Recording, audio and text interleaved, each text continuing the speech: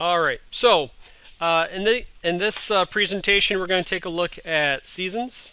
All right. Our key concept then about seasons: the sun's warming of the Earth and the tilt of the Earth on its axis has an important connection to our seasons. We're going to talk about how Earth's motion is the basis for measuring time. Seasons result from the tilt of the Earth's axis. This causes the length of day and the intensity of the sun to change as the Earth orbits or revolves around the sun.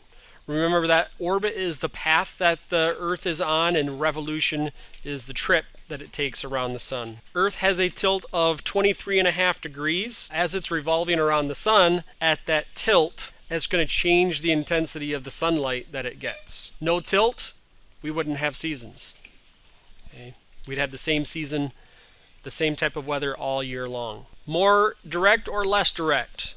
The Earth is always pointed towards the North Star. Some folks seem to think that as it's revolving around, that as the Earth is revolving around the sun, that it's somehow wobbling and kind of spinning and changing as it goes around the sun, but that axis actually remains fixed. It's at a tilt, but it stays at that same tilt as it travels around the sun.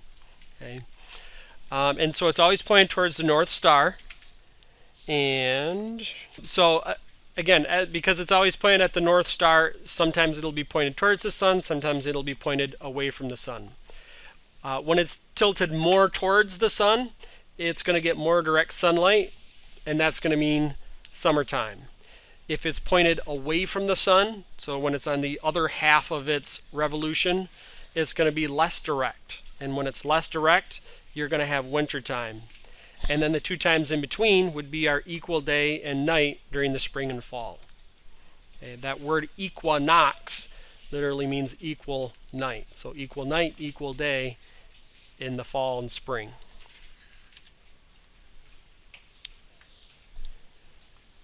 Sunlight intensity, again, the axis tilt is what changes that sunlight intensity. Because of the change in intensity, that's going to result in our different seasons. Same total amount of light each day. I don't want you to get revolution and rotation mixed up, right? The Earth does actually receive the same amount of sunlight every day. Okay, and we do have day and night as we're revolving around the Earth, or I'm sorry, revolving around the sun. So the Earth does receive the same amount of sunlight every day, but what part of the Earth receives more or less sunlight does change.